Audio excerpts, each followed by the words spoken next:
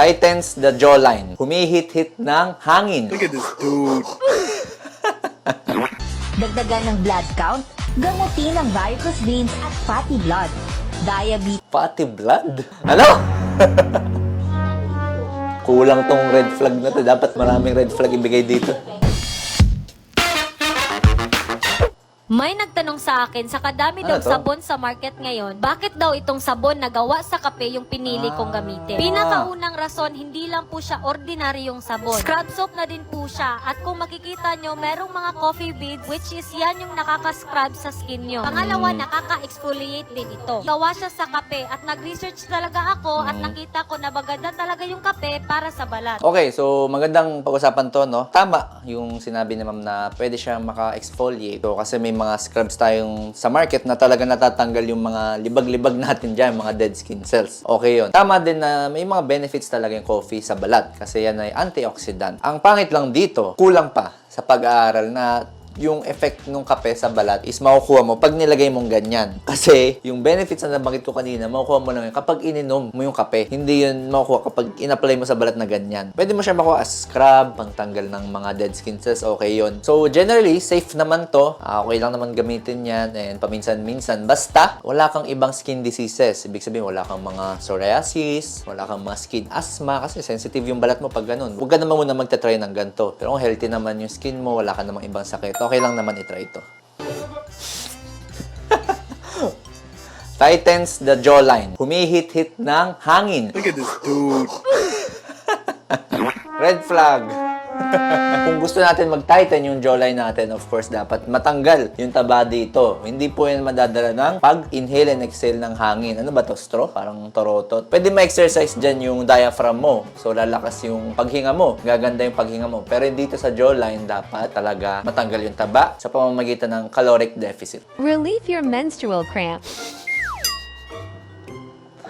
Avocado seed will help you relieve your menstrual cramp. Red flag. Buto yung ilalagay. Chop the seed into tiny pieces. Papagod pa kayo dyan. Put them into a pot. Sabi ko na ipapakuluan ng tubig at iinumin yung tubig.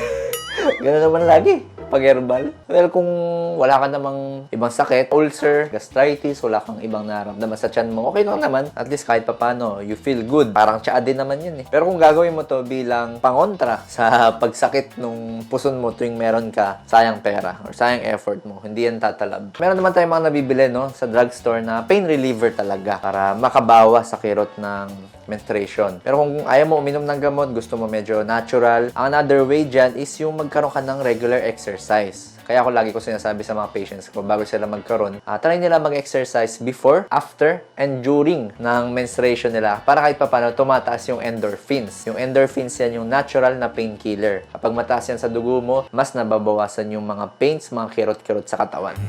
Plaster reveal. So, ito itsura ng plaster. Tingnan ko ano yung plaster. 2 hours later. Okay.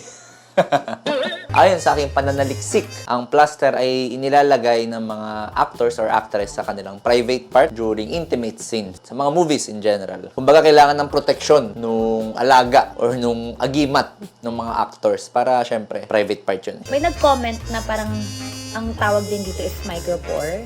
Pero hindi ko sure. Parang ganyan, micropore. Mga ba tawag dito? Tegaderm di. Micropore yung kulay puti. Tawag dito is yung leukoplast. Yan, ginagamit natin yan sa ospital. Lalo na pag may mga pasyente tayong naoperahan. Kasi madikit yan, yung kulay brown na yan. Kasi kapag dinikit mo yan sa balat, ang hirap niyan tanggalin. So, kadalasan yan, pag naoperahan dito sa tiyan, kapag binuksan yung tiyan, kailangan ng leukoplast yun. Para secure yung tahe. Para hindi siya basta-basta bubukas. Usually, kukuha kami ng panty liner. And nilalagay namin to para hindi direct sa skin. Oo, kasi pag yan yung dinirektan yung idikit do sa inyong alaga, baka ma-instant wax kayo niyan. Tanggal talaga lahat dyan. Ganyan yung final product. Kaso yung Depende gilid, na lang kung madikit gusto pa rin ng yung director or ng artist na mas malaki, mas mahaba yung plaster. Pero usually, ganito yung size niya para hindi talaga halata. And then, nandyan yung panty liner for protection. Tapos, lalagay mo na. So, anong i-grade ko dito? Green or red? Yun naman, okay lang naman yan. At least for protection din and for privacy. Pwede nyo lagyan ng tubig, sterile water bago nyo tanggalin para mabawasan yung pagkakadikit niya sa balat para hindi masyado masakit. Papalaki mo agad ang iyong pagkalalaki mula 5 to 10 centimeters. Tanggalin ang mga problema Mula 5 to 10 centimeters. Ay, nako. Una pa lang, red flag na. Magnetic underwear. Pampahaba ng ari from 5 cm to 10 cm. Ayun, sige, tuloy natin para meron tayong entertainment. Pahabain ng love time mula 30 to 35 minutes. Pahabain ng love time from 30 to 35 minutes. Ay, nako. Bawasan ng labis na taba.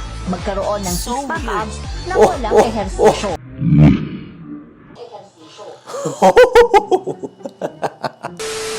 Dagdagan ng blood count, gamutin ang varicose veins at fatty blood. Diabetes, Fatty blood? Ano? Kulang tong red flag na to. Dapat maraming red flag ibigay dito. Okay, so itong mga magnetic underwear, hindi ko mailusot eh. Hindi talaga pwede kasi kahit maglagay ka ng magnet dyan, hindi naman bakal yung ari ng lalaki. So, siguro mamamagnet yan, may stretch siya kung merong nilagay na any metal sa ari mo, di ba? Minsan may nilalagay ng mga metal dyan, ng mga prosthesis. Siguro gagalaw siya ng onte, pero hindi yan nahaba. Hindi ka rin tatagal dyan sa kama. Tinuruan ko na kayo kung paano, di ba? Yun yung sundin nyo. Nasa Facebook yung video ko dyan. Tips para tumagal sa labing-labing. Tapos, matatanggal yung taba sa tiyan. Hindi. Mag-diet and kumain ng tama. Discipline talaga ang kailangan. Varicose veins naman. Kapag varicose veins, dapat ma-examine kung anong sanhi. Kasi depende kung anong nagkakos ng varicose veins. Pwedeng injectionan yung mga varicose veins. Yun yung tinatawag nating sclerotherapy. Sa sclerotherapy, natutunaw yung mga varicose veins mo. May in-inject lang sila doon. Cancer, hindi. Sa magnet, hindi. Patasin ng libido dahil sa magnet, hindi. Red flag! Red flag! Kumakaway, oh. Pagod ako sa'yo. Magnetic underwear. January, February, Grabe alopecia niya, no? March, April, May, Oh. June, Oh, July, wow. August, September. Ganda ng improvement.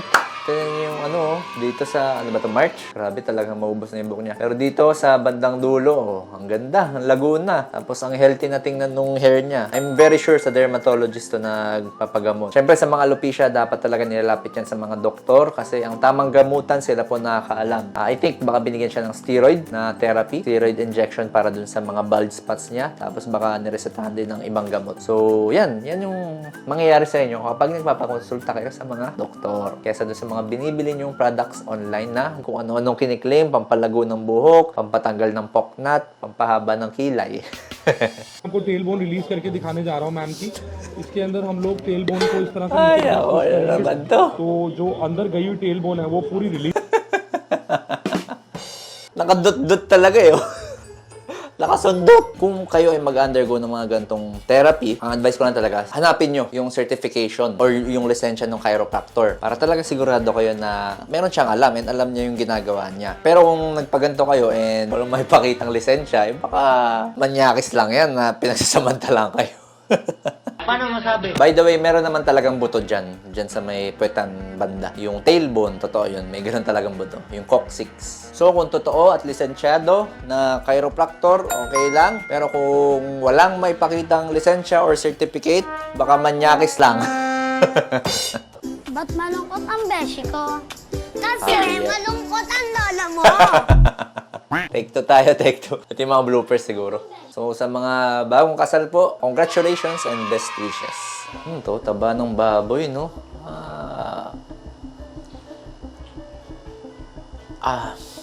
Pangit na ito sa katawan. Red flag to. Purong taba yata eh. Oh. Taba na nilagyan ng breading, tas pinrito. Tumutulo pa yung nyo eh. Oh. Tas sausaw sa gravy. Eh, ang gravy minsan hinahaluan din to ng taba. Kung hindi man taba, may asin. Eh, sabi sa comments. Lods, kamusta mo ako kay Michael Jackson? Idol, hindi ka ba nahihilo? 3 bahay naman, idol. Lods, parang may kulang. Kulang ng sabaw ng mantika. Lagay mo doon sa kanin. Wala kang sustansya mo ako dito eh. Masarap siya, ano? Kasi masarap naman talaga minsan kumain ng madami. Pero kasi ito, mali na eh. Tinuturo niya or pinapakita niya sa video. Kung hindi man siya ngayon nakakaramdam ng kung ano mang simptomas ng heart attack, pagtaas ng BP, kung malakas siya ngayon, of course, pag tumagal yung panahon, baka singilin siya. Itong mga taba ng baboy, bumabara yan sa ugat ng puso. So, kapag bumara yan, mamamatay yung parte ng puso mo, dun ka na ngayon magkakaroon ng heart attack. Hindi magpa-function ng maganda yung puso mo. So, sumasakit yung dibdib. Also, kapag mataas ang BP, may mga risk ka na rin sa pagkakaroon ng sakit sa bato, sakit sa atay, stroke. Yun yung mga risk factors dito sa ginagawa ni boss. Dapat talaga correct and malinis yung kinakain natin. Pinapasok natin sa loob ng katawan. Mabukas, siya makala. Pwede, totoo to. Pwedeng legit to. Kasi, any. So, ito, tingin ko magnet, no? Hawak nung nanay niya. Tapos, sa likod daw nung anak niya is merong BB. Alam ko ito yung mga bala ng mga toy gun. So, probably yung BB niya is merong metal na component. So, kaya siya nahahatak ng magnet. And mukha namang superficial lang yung location ng BB. So, mahahatak talaga yan sa balat. Actually, ito rin yung tinitingnan natin kung gusto natin magpa-MRI. Dapat pinapacheck yan sa doktor and dapat sinasabi nyo sa doktor nyo kung meron kayong mga bakal-bakal sa katawan. Kung hindi man sa toy gun, pwede yung sa mga totoong baril. Kasi, di ba, minsan yung mga sundalo natin kapag nabaril sila, naiiwan yung ibang parte nung bala doon sa loob ng katawan. So, pwede yun mahatak pag nasa loob ka ng MRI. Kasi sa MRI, malaking magnet yan. So, pwede yun gumalaw sa loob nung, kunyari, nasa paa yung bala. Pwede gumalaw yung shrapnel doon, yung bullet shrapnel. Pwede masira yung mga soft tissues doon. Green. Legit yun, legit. Papel marino. Enséñalo. Papel marino. Ah! Verga! Para si Papay. Okay, so this is legit.